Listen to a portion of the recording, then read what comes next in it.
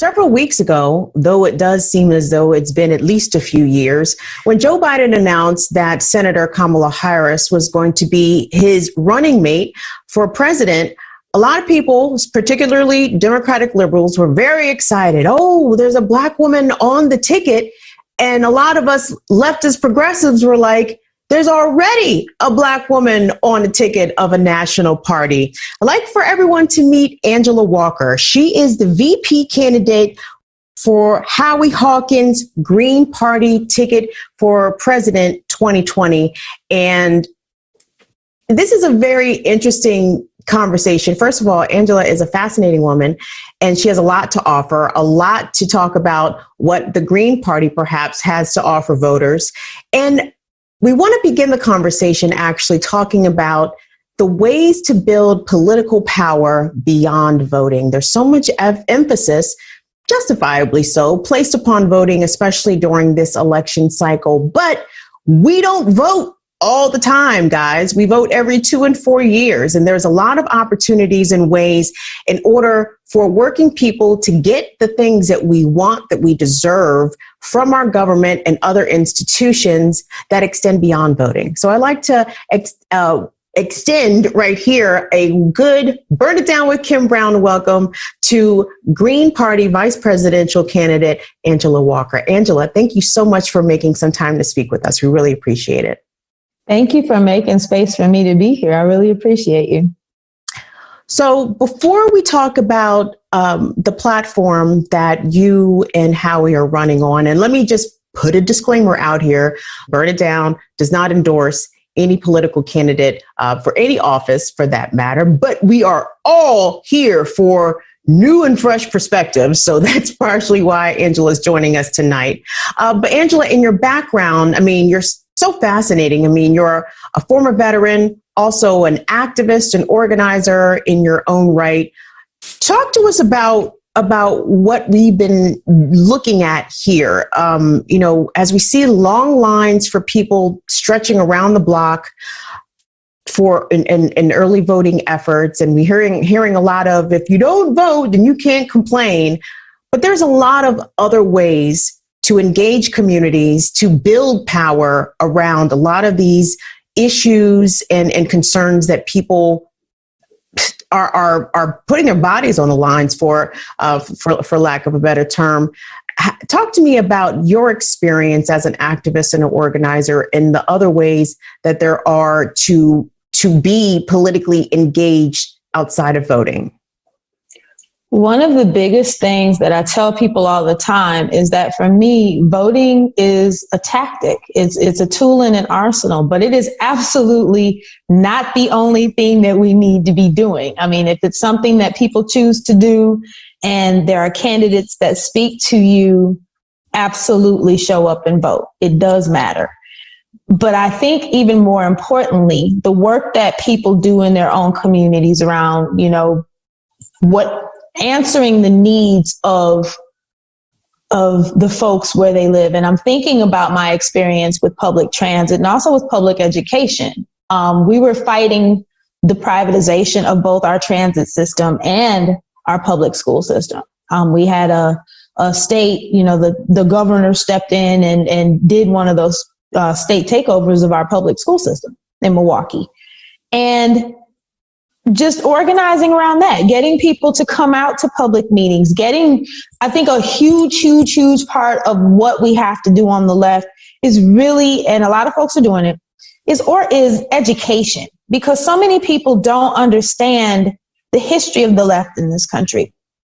Where we stand as socialists and communists, and how we fought to, get the 8-hour workday, how we fought to get workplace reforms, how we fought to get housing and voting and things like that, where we were with that. So education has to be the biggest, the first part of what we do.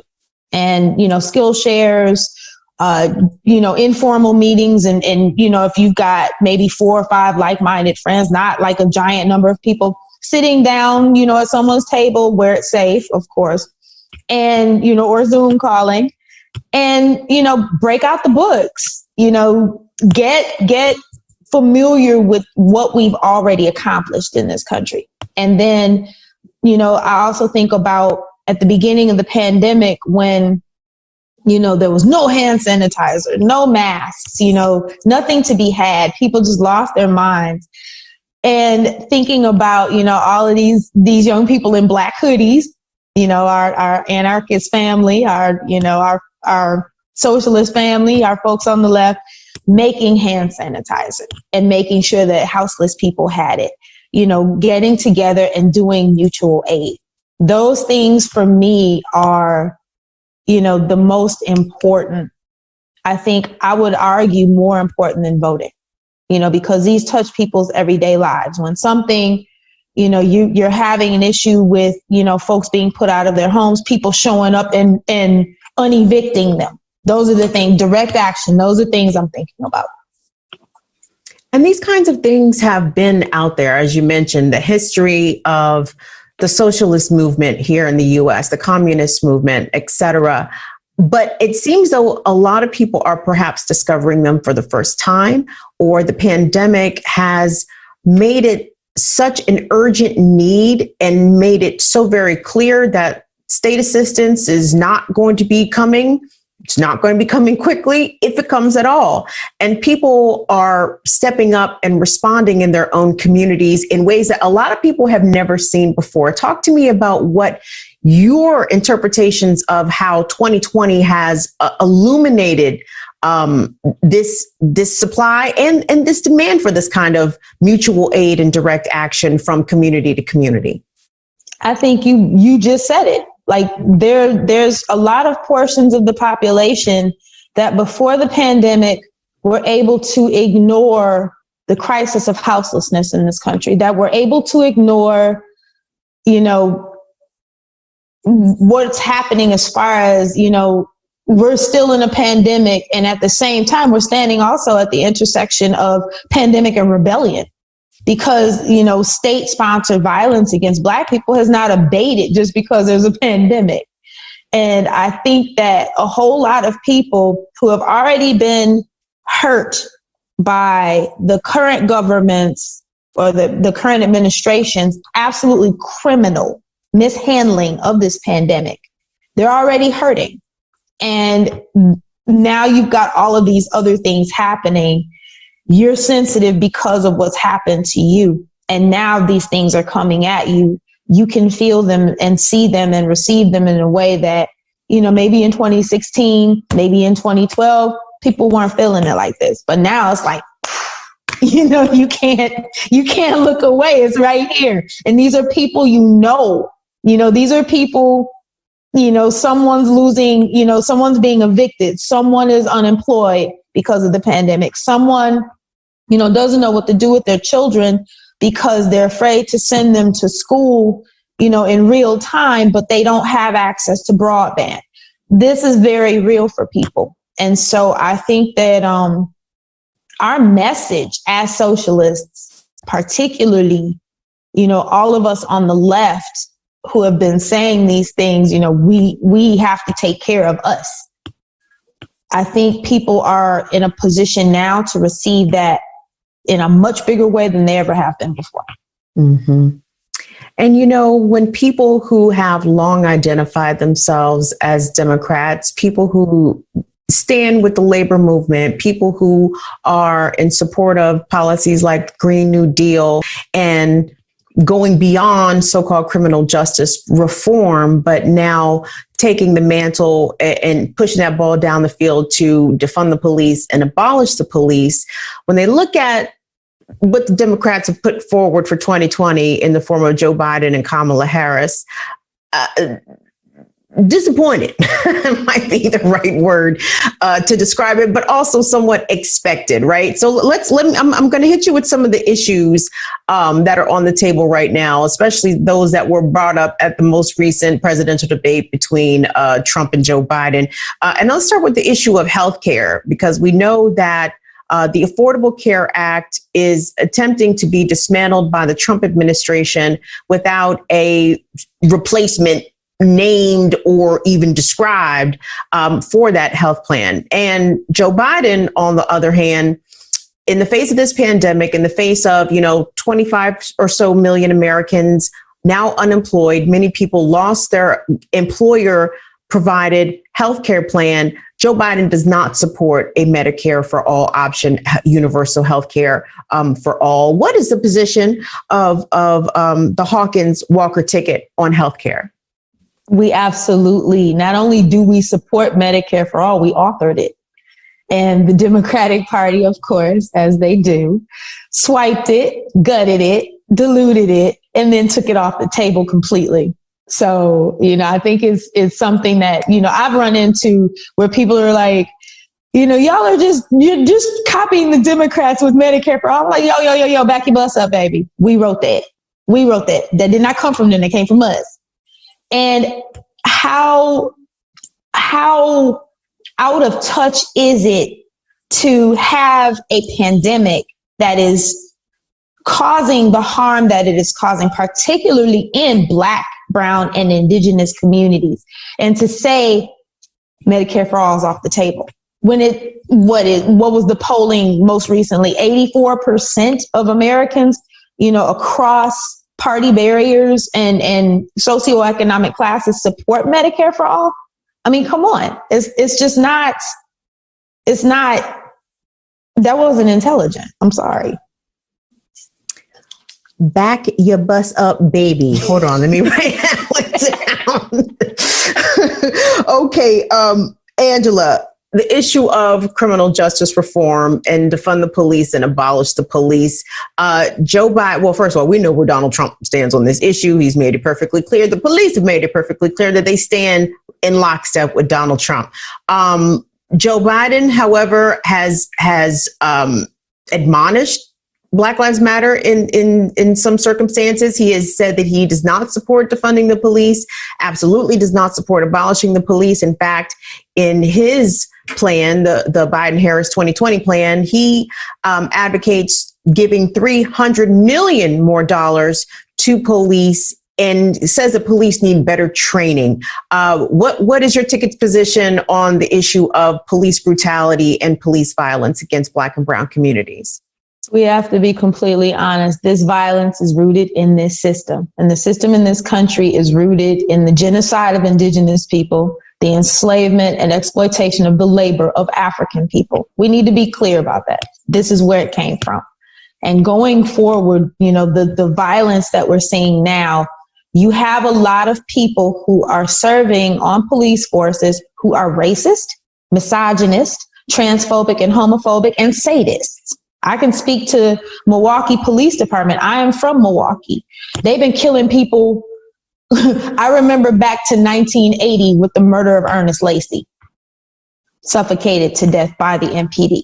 This isn't something that just happened, all of a sudden appeared on the scene with Trayvon Martin. This is a systemic issue. And so when we're talking about defund the police, first off, just to, for a ticket like Biden-Harris to claim or purport that they align themselves with the people and then to absolutely don't hear what they're asking for in the street. The call for defund the police in a lot of quarters around the country is pretty deafening. And so with our administration, where we stand with defunding the police is defunding the police. I mean, 5% of what police actually do is addressing violent crime. And they're not doing that very well either. I'm thinking of the backlog of rape kits in so many police administrations around the country. But 5% of what they do is actually violent crime. So we need to be downsizing police forces, which eat up the lion's share of most municipal budgets. I know Milwaukee, definitely that is the case. Downsize police budgets, root out people who are racist, who are sadist, who are transphobic, homophobic, misogynist, and otherwise violent, and make sure that the people that you are keeping on the force are people who actually want to serve their community. Take the money that you have taken from the police forces, which is also, what the movement for Black Lives has called for, and reinvest that money in wraparound services for communities. So you don't have an armed police officer who is absolutely not trained in substance use issues or in mental health issues, showing up where people are acting out because of those issues with a gun. And I'm thinking of Tony Robinson in Madison, Wisconsin, a young man who was murdered in his hallway by the police, who was having, a substance use issue. He was just a kid. And so we need to have counselors. We need to have social workers. We need to have people who are trained in, dealing with these other issues, funded to show up, in our communities and help people, and not be sending armed police officers. We need to be reserving cops for things that cops should be doing, which is addressing violent crime. So, Angela, I have a question here from our Real News climate reporter, Steve Horn. Steve wants to know, Ms. Walker, so you and Howie Hawkins are running on an eco-socialist Green New Deal. How does that differ from the Progressive Democrats' vision of a Green New Deal? And why do you think public ownership is a key part of what's lacking in what AOC and Ed Markey are pushing for? We advocate for community control, people's direct control. It gives people accountability. We're big fans, obviously, we're socialists, of cooperatives, putting the resources in people's hands. And, they have direct control over how these things are administered. And that, I would argue, is the biggest difference between the eco-socialist Green New Deal and what the Democrats were calling a Green New Deal. I mean, one of the things that they were absolutely adamant, both, Biden and Harris, we are not going to stop fracking. That's problematic. If you are truly interested in reversing climate change, you're going to have to ban fracking. We're not going to support new fossil fuel infrastructure under a Hawkins-Walker administration. We are going to ban fracking under a Hawkins-Walker administration. And also retrofitting buildings for clean energy. We are not kicking the can down the road until I think Biden has amended himself, excuse me, before I misspeak. I think he amended it to 2025. That'll be interesting. Our plan is to move to 100% clean energy by 2030. And zero waste manufacturing, retrofitting buildings, as I mentioned, organic agriculture is something we want to move to. The restoration of forests, soils, and wetlands is absolutely crucial to that. And putting people to work, which is part of the economic Bill of Rights that's attached to the Green New Deal, doing work, rebuilding our infrastructure. So, I mean, this is all completely doable, and we see these things being done in other countries. There's no reason we can't do this here. The Democrats have no political will to do it, for the simple fact that would involve them removing themselves from receiving money from fossil fuel industries, oil and gas industries, things like that. They're not gonna cut off the hand that feeds them. And lastly, Angela, looking back to 2016 and the defeat of Hillary Clinton, the rise of Donald Trump, the Green Party and the 2016 Green Party presidential nominee, Dr. Jill Stein, received a good chunk of some blame game finger pointing after the fact, especially coming from establishment Democrats, pointing to the fact that Dr. Stein was able to get thousands of votes in some crucial swing states that Hillary Clinton ended up losing. And for some reason, your party took a lot of the blame in part for Hillary Clinton's defeat. What do you have to say to those people who are, for one, still got Jill Stein's name in their mouth in 2020?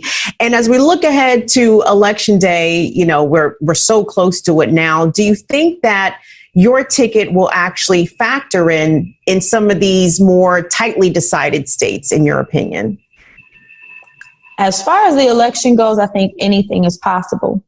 So many people have been very vocal around the country about supporting and being enthusiastic about a Green New Deal, and also about Medicare for all, and being that we're the only party championing those things. You know, it could be, we could pull quite a chunk of voters in swing states, and we'll see. I think that the Democrats also know that, which is why they pushed us off the ballot in a couple of those swing states. One of them being my home state of Wisconsin, and I'm not going to be a candidate forever. So we'll have that talk after this is over. But because I got something for them. But as far as us being, and we're receiving so much flack for even daring to run in this absolutely most crucial election of our lives, which is what they say for all of them. We're taking that flack now. And our thing is very simple. The people who show up and vote green or libertarian, because it ain't just us, libertarian or Constitution or marijuana party, whomever they support, are people who are not going to give their votes to the Democrats or the Republicans. If we were not on the ballot, and even in places where we've been pushed off the ballot, people are writing us in. These are people who would otherwise not vote. And so for the, and I'm thinking mainly of the Democrats because we don't too much rock with the Republicans, but thinking of, this sense of entitlement that the Democratic Party seems to have to people's vote, that if we don't exist, they're going to show up for you. I really need them to understand our people are not going to show up for you. What will happen is what happened in 2016 with 100 million people abstaining, period. And, I hope that that's not the case this year. I hope that people have found something, even if it's third party, some reason to show up. But, non-voters won in 2016, and the Democrats need to stop blaming Dr. Stein for that. We had nothing to do with that. They ran a candidate that did not resonate with people. And y'all lost. It is what it is. But you can't blame us for that. The people who showed up for us will only show up for us. Those votes weren't for you. We're going to leave that right there. We have been speaking with Angela Walker. She is the vice presidential nominee for the Green Party, running alongside Howie for president and vice president in 2020. Angela, we appreciate you making some time to speak with us. I feel as though your message and your position on the issues is something that is of interest to this audience. So I do appreciate you making some time to speak with us and elaborating on some things. I appreciate y'all making time for me to be here with you. It's an honor.